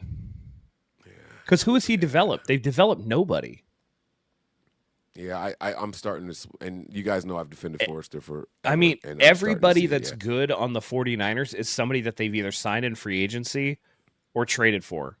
It was Trent Williams, product, Alex Mack. Like, when did Forrester get here? Because he didn't have good lines when he was Miami's offensive line coach either. 2020, 2021, somewhere around there. And, even when there was Alex Mack, you know what I mean? Even then when there was Weston Richburg, like those were good players in this system, but they were already developed talent, Like we aren't taking off 2020, 2020. Or sorry, 2018, because he was an assistant for 2 years before becoming the offensive line coach. According to the website. Yeah. This hurts. And this is sad. But now, like, when we say he didn't develop anybody, like we saw the development of Banks, but people said it was due to who he was playing next to, and that could be right because we thought Tomlinson was good, and then they moved on. Banks came in, he filled in okay the first season, but it was down every year, right? And then we saw Pooney, and it was like, okay, good development, maybe, because this rookie looks serviceable, and now he's going down. Are we going to blame that on injury? And so it's like every time we think he's developing somebody, reality sets in. It's like maybe you're not at all, and it was just, other factors. So. I have two things to say. One, I don't know if you guys remember my crush for this year's draft class was Gray Zabel, who the Seahawks ended up fucking taking, and he's like the top ranked rookie lineman this year. And two, I don't wish injuries on anybody, but isn't it just so fucking ironic? The one player who is the 49ers Iron Man who just can't get hurt is fucking Jake Brendel. This dude can just get like thrown down Mount Everest and he just gets up, like he just is indestructible. There are so many players that we cannot afford to lose that have gotten hurt and we have to go in with their backups. And Jake Brendel, who we're begging the 49ers to give his backups a shot, the dude can just get thrown.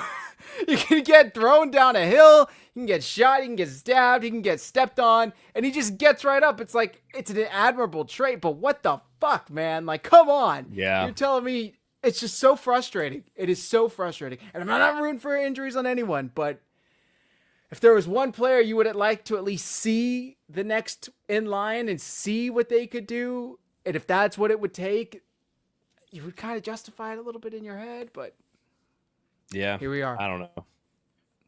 And by the way, this is not Forster's first rodeo with the 49ers. I think he's been here 3 times.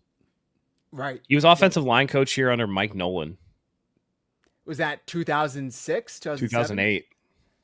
Jeez. Yeah. Yeah. And then he was doing blow with hookers in Miami. Well, but he came back to the 49ers in 2015. Oh. And then went to Miami and then came back. This is his 3rd stint here. At some point, it's got to be like, hey, man, you can't keep getting these fucking jobs. Right.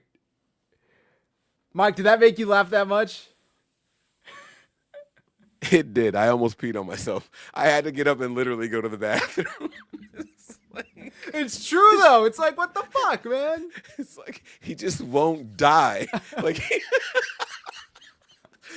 I'm sorry, but that was hilarious. I did not know where you were going with that when you started it, and it was like, I don't wish injury on anyone. I'm like, is he gonna say something about a Seahawks player? Like, I had no idea where you were going. It just completely caught me off guard. I'm sorry. I thought that was hilarious. Yeah. But what you guys are saying about Forrester is kind of one of my biggest critiques of the Shanahan regime. They don't really value the coaching staff as much as they pay them, right? It's like everything is a familiarity hire of some sort, and that is going to kill us. I am watching these teams around the NFL take shots on coordinators, taking shots on position coaches and making them offensive coordinators and then letting them build their own staff. And like everyone's stepping back and they're wowed. Look at what's happening in Indy, right? Look at what's about to happen in Tennessee. Look at what's happening in Atlanta, right? Like these teams are taking shots on these guys that were and promoting them and letting them build their teams out. And it's like, damn, they really look good. We don't do that. Like even me applauding the firing of who was our special teams guy? Schneider. Oh. And saying, all right, we went out and we got Boyer. Even that was a familiarity hire. We don't like research coaching staff. And this is the result that you get when these guys are just given fucking jobs and there's no threat of losing it to somebody more qualified because they know that we're just lazy here in this front office and we're just going to, you're fine. You're fine. Just keep them. Which is frustrating because look at how long it took them to make a change at kicker. And it's the best fucking decision they ever made. Eddie Pinheiro, knocking on wood, is 15 for 15. Seems like a great dude. Is just perfect for this team. And like literally their neck had to be on the line before they were like, okay, Jake's got to go. Yeah. Yeah. And it's like, but shouldn't that inspire you? Like, okay, maybe change isn't a bad thing. Maybe change isn't a bad thing. I think we should move on from Kocurek. I'm getting on board. I'm right there with you guys about Forrester. Like these line coaches aren't developing talent. No. These guys come in as finished products. I've said this over and over for years about Kocurek. I'm with you guys now on the Forrester thing. Like, we got to move on and find people that can develop. Yeah. Bring fucking Jim Tom Sula back to be the defensive line coach. I don't give a shit. But, like, he got more production and play and value out of just 3 defensive linemen than what we're getting out of 4. It was a completely different system. Yeah. Give him another body and imagine what the fuck he could do. Like, I've never seen the Niners run on like this before in my entire life. And it's so fucking disheartening. Sorry. I mean, besides Johnny Holland, which 49ers – coach at any level has developed anybody. Right. And Holland, like, at least Johnny Holland has like Fred Warner and Dre Greenlaw and, Aziz Al-Shire. Like he's got people under his belt that he's developed. Mm-hmm.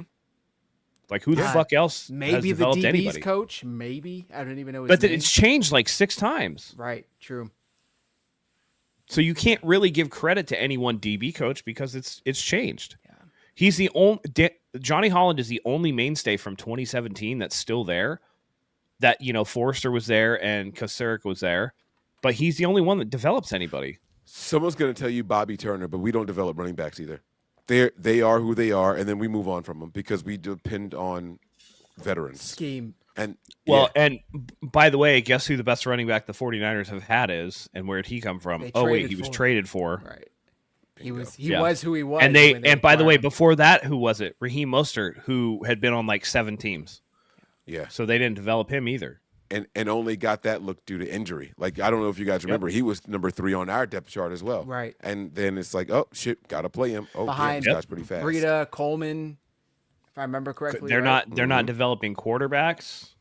Yeah, they don't do it. There's no developmental here. There's no process here to develop guys, and I don't get it, man. Like, and this is why Kyle Shanahan has the most secure job in the entire NFL, because now Jed York is looking like, oh my God, the open market is terrifying. Like, I gotta keep Kyle here because he's the only one that I know knows what he's doing. Yeah, that's why they develop wide receivers, but I feel like that's mostly Kyle Shanahan. Yeah. Mm-hmm. Yep. Yeah. Yeah. All right, let's get to these predictions and wrap up. It's getting late, Mike. I know it's late on your end as well. You're on the big screen, Mike. Let's start with you. Offensive player of the game predictions. All right. So I'm going to go with a guy that I think is only going to have 1 or 2 receptions in the entire game. But I think his contributions are going to be beyond measure. Think I know where you're going with this. Mm-hmm. It's George Kittle, ladies and gentlemen. George Kittle is going to solely be responsible for the 49ers' first game of 2025 where Christian McCaffrey has 100 rushing yards. And I am putting that all on him. I think that George Kittle's presence on the field will open things up even more for Jake Tungus. When we get into the red zone, teams are going to start doubling him and leave Jake wide open as long as we don't run a fullback out on the field when we're in these formations.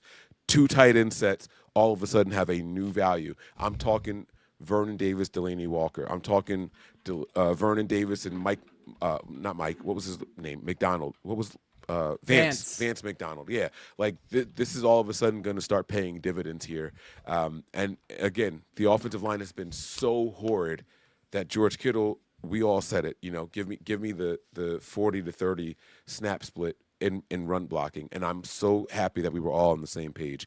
So I'm going to go with the return of George Kittle. He's not going to fill up your stat sheet, but he's going to contribute in a major way, and in a way that they can control the wear and tear on his body. So George Kittle for the dub. Okay. Matt, who do you got? Whew, this is gonna be a tough one for me. Dang. You know what? I'm gonna go with. The Falcons have a really good run defense, so the 49ers might have to rely more on the pass. I still think Purdy's a week away, so I'm gonna go with Mac Jones. I think Mac Jones bounces back from a 2-interception performance and has, respectable numbers, maybe, in the 250 range, maybe a touchdown or two. And, really just showing a gutsy performance like he has been the last few weeks. He may not be the most talented guy in the world, but in terms of toughness, that's one tough SOB. I'll just say that right now. And Mac Jones has my respect just from that aspect of it, So I think it's Sunday night football.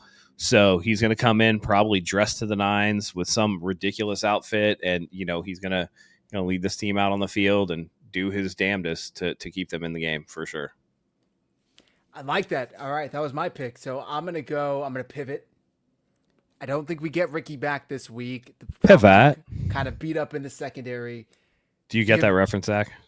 The only pivot reference I know is Friends. There you go. Is that it? Oh, okay. Yeah. I didn't get the accent. Okay. I'm going to go with Kendrick Bourne. I think Kendrick Bourne has a third explosive game in a row. This is literally my notes are here from when Mac came in the first time, and I talked about Nico Collins, NC, and I don't know who JC is. I swear that was Brian Thomas Jr. when Mac took over in Jacksonville last year. It's happening again. It's not. Sorry, I guess I was going against defense. That's what this was. But I did have the stats written down for Brian Thomas Jr. when we went over it a couple episodes ago. When Mac took over in Jacksonville, Brian Thomas Jr.'s stats just shot up, and he has yet to replicate that with Trevor Lawrence. And we're seeing it again right now with Mac and Kendrick Bourne. So I think we're going to see a third game. By the way, Kendrick Bourne had 142 yards 2 weeks in a row. Against the Rams, it took 10 catches. Against the Bucs, it took 5 catches. 142 yards. I mean, just insane production. He averaged, I don't even know what that is, like 20-something yards a catch, something like that. So give me Kendrick Bourne, and I'm going to say 7 receptions for 150 yards, and I think he gets his first touchdown of the year. I just want to put this out there to everybody because this is one of my big keys to victory, and I talked about already George Kittle and his contribution to the run game. While it looks like the Falcons have a good run defense, they haven't played anybody with good running backs yet. Hear me out. The Vikings were probably the best team as far as personnel goes. They only ran the ball with their running backs 14 times in that game. That's it. That is it. When they played against the Panthers, they had one running back that averaged over 6 yards a carry and another guy that averaged over 8 yards a carry, right? If teams just stick to the run against them, they can run on this team. This team is not – the stats are the stats, right? Like it's shootout time, blah, blah, blah, blah, blah. We're going to throw. Don't be fooled. This run defense is not as good as what you guys think it is. That's all I wanted to say. And the Bills were down 21-0 or 21-7 in the blink of an eye. That running game goes out the window. Suddenly, Josh – bring us back. So I agree with you there, Mike. Yeah, and when they played the Bucs, by the way, the Bucs leading rusher was their quarterback. None of these teams have Christian McCaffrey. None of these teams have the 1-2 punch of McCaffrey and Robinson like the Niners do. So I'm just putting that out there. Don't you think it's weird that where was James Cook? James Cook had a good game. He averaged over 5 yards a carry. It was only 17 attempts, but 87 yards. Because they took him out of the game. Sean McDermott's weird. I don't know what he's doing. No. They were down so much that the score took him out of the game. If Buffalo could have converted just one more scoring drive in the first half, they would have continued to run the ball, and James Cook would have easily ran for over 100 yards on them. I mean, they're lucky that old boy. They're lucky that old boy went out of bounds on the last play of the half. Otherwise, the Falcons would have had an extra touchdown in that first half. Would have been 28. That'd have been real embarrassing. It's true. Very true. Yep. Mac 49 play man to man against the Falcons. Penix struggles against that. The Bills are playing zone. That's Penix's specialty. Yeah, the 49ers don't play man coverage very much. Unfortunately. Yeah. Also, Ian, I agree with you. Last week, they got off immediately on the wrong foot with Mac Jones's interception. They cannot lose the turnover battle Sunday night. Like, they just can't. They're down enough. They need to at least be at 0 or win it in order to win this one. But that's me getting ahead of myself. Mike, defensive player. Yeah, so my defensive player of the game, I'm going to keep this short and sweet. I'm going to go with Bethune. I think that this team is going to play some inspired ball. It's one thing to come in and fill in for Fred Warner on the spot, and in the same game, it's different when you are now officially the guy with the green dot, getting people into the right position and all that. I'm going to go with him, and I think he's going to have something crazy like 12 tackles in this game. I think that they're going to target him. I think they're going to test him over and over, and he's going to answer the bell, and I'm going to have him with one forced fumble. I'm just going to stop there. I'm going to have 12 tackles, one forced fumble for Tatum Bethune. Okay. Matt? Damn. Listen, I think it's finally going to come to an end. The streak is over, and it's going to come courtesy of Upton Stout. I think he gets his first career interception. It's going to be on a play from Michael Penix where he just undercuts a route and takes it to the house. So Upton Stout not only ends the streak, but he takes it back for a pick 6 in prime time. Hell yeah. Hell yeah. I also have a DB, but I got Lenore. I got like the last remaining captain on this defense, baby. Give me Lenore with a pick, and I think he's going to hold Drake London in check. Something 50 yards and under. Lenore, it's time to show up. You are the veteran now on defense, and he was talking about how, Fred really told him, like, it's on you now. Like, you're the captain. You're the vet. You need to show up and lead this defense. And he needs to be more vocal, which he said he's willing to do. So, Lenore, you are the vet. You're the leader. I got to pick Sunday night in primetime in the red 94 throwbacks. I don't know if he'll get to the house, though, but give me a pick. All right. Final score predictions, gents. Mike? Yep, 25-20 49ers. Niners by 5, baby. I'm taking this. I'm standing in it. I feel this one. This one, I feel. I am undefeated on my feelings for this season. Just want to put that out there.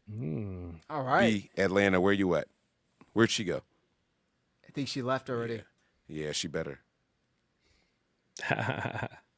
Matt? Man, it's tough. You're going to have to get a lot, but I think that knowing Fred Warner's not going to be there, Robert Sala's going to cook something up. And I think that it's going to be a close game, but I think the 49ers pull this one out 24-21. Okay. Yeah, this is a tough one, man. Like I said, they need to win the turnover battle, at the very least 0-0. But prime time, at home, red throwbacks, you get Kittle back. Probably not. Actually, as I'm saying it, you get Pearsall, probably not. I got the Niners. Again in a close one. I'm going to say like 26-24. Maybe a Eddie Pinheiro walk-off field goal, but it's going to be stressful. I really do think it's going to be a stressful night. So, but I think they come away with the win. And Detroit plays Tampa. One of those teams has to lose. Now we're rooting for Detroit because if Detroit loses, both of them come away 5-2, and the Niners will also be 5-2. So we'll see. Eagles play Philly. Go ahead. Sorry, Eagles play Minnesota. Okay. Falcons are only putting up 20 points a game, guys. I just want to put that out there. This is not some high-powered, high-scoring offense or anything like that at all. Their defense does look improved from past years. I will give them that outside of that Panthers game. But they haven't really gone out there and played anybody that's a powerhouse. I'm not saying that the Niners are a powerhouse, but they are definitely beatable. So just please keep that in mind. This is not a team that we just have to be. Oh my God, they beat the Bills. We're gonna get stomped. No. And by the way, just to let you guys know, Michael Penix only has 4 touchdown passes so far this season. All season long. All season. Damn. 4 touchdowns, 3 picks. So not exactly blowing the doors off of anybody. Yeah. So it's there. It's ripe for the taking. But again, the 49ers have to play mistake-free football. They have to come out fired up. They have to come out and execute. And I hope that George Kittle is enough to get that run game going. They need it. It was one of the first things you said, actually, when you came in here. Like, this is like, oh, no, you said it about the Bills. Never mind. I apologize. I was going to say, you said, like, this is like one of the worst whatever teams. Oh, the Bills are super fraudulent. Yeah. Yeah, but this is a fraudulent 3-2 team also. I just want to let you guys know that. Like, this is listen, I thought them getting blown out by the Panthers 30-0 was kind of like indicative that they were super fraudulent. So, yeah. At the very least, very inconsistent. If not fraudulent, at the very least, very inconsistent. Didn't they beat the Commanders without Jaden Daniels too? I thought the Commanders still won that game. No, the Commanders lost that game. Oh, you're right. By a touchdown, and it was Marcus Mariota. He's absolutely right. 156 passing yards. Chris Rodriguez only had 59 rushing yards, but again, 7 carries. Yeah. Right. No team is rushing the ball consistently against it. They all abandon it for some reason, and I don't get it. But again, in this game, Rodriguez, 8.4 yards a carry. Krosky Merritt, 6.7 yards a carry. Mariota, 10 yards a carry. You can run the ball on these guys. Chris Moore, 9 yards a carry. You can definitely run on this team. Yeah, I'm looking at their wins, and it's like Washington without Jaden Daniels, Buffalo when Buffalo just completely pistoled down their own leg, and then they beat Minnesota with like JJ McCarthy playing probably the worst quarterback game I've seen in like the 21st century. Right. His stat line, 11 for 21, 158 and 2 interceptions. Let me amend that. Actually, Justin Fields just had the worst game at quarterback that I've ever seen in my life. I think the Jets had negative 10 passing yards on the game. Correct. Yeah, net 10. Yeah, negative 10. Yeah. And by the way, and that stat that you just said involved only 14 rushing attempts. Like, think about that. So they couldn't, not the Jets. What game were you guys talking about for the Falcons? Vikings. Yes. 14 rushing attempts for their running backs, and your quarterback looked that bad. That was a shit game. So, like, throw all that shit out. We got this one, guys. Yeah. And just to add, like Matt was just saying, J.J. McCarthy, Marcus Mariota, and Josh Allen shit in the bed Monday night. Those are their 3 wins. And then they lost to Baker, and they lost to Bryce. So, inconsistent team. All right. I saw people were saying Raheem is very familiar with Kyle. Well, Kyle's also very familiar with Raheem. And Robert Saleh, like, it's disciple against master, because Jeff Ulbrich was Robert Saleh's defensive coordinator in New York. He got the interim head coach job after Robert Saleh got canned. Very familiar with what each other wants to do. I think I would defer to Saleh here, although he does have a bit of a beat-up squad compared to Jeff Ulbrich, but he's still the master. All right, that's going to do it for tonight's show. Mike, I'm sure the folks already know. Please let them know where to find the premium 49ers content as we are approaching the midway point of the NFL season. Yes, sir. Premium content, patreon.com/NB9ERS. And for my people who are watching right now on the YouTube page, that is Nothing But Niners, head on over to my guys right down there, 49ersHive. It's right there. Head on over there and subscribe. Show these guys some love, man. Great guys over here, and I have a blast doing this every Wednesday. So thank you guys for having me on again. Of course. Thank you. Thanks for making the time. It's late over there, so we appreciate it. Yeah, guys, Sunday Night Football. We won't be live after the game. But we'll probably try and go. I don't know if you guys want to try and go Monday or Tuesday. I guess we'll put it out. We'll put the details out there. Enjoy the game. Enjoy the hopeful win. 49ers are going to get back on track. Without further ado, Matt, please do us the honors. Yeah, man. Primetime football. They're wearing the 94 throwbacks, so let's hope they bring something a little extra. It's going to be a tough one, but they can get it done. And, they really, really have to buckle down until they can get some of these reinforcements back. So thanks, guys, for joining us here tonight. For Mike, for Zach, for myself, we love having you here. We couldn't do it without you. So let's hope we go get a dub. And until next time, go Niners.